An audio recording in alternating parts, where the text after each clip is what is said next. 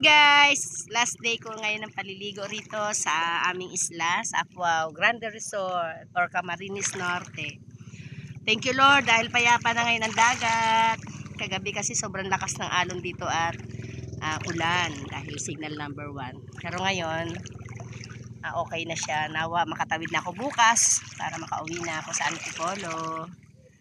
Yan. Terus Pira laglag ng cellphone.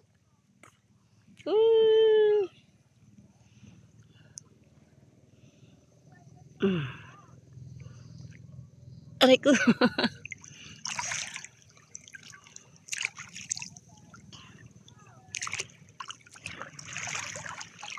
Hey guys. Woo! Mahirap pag isang maligo.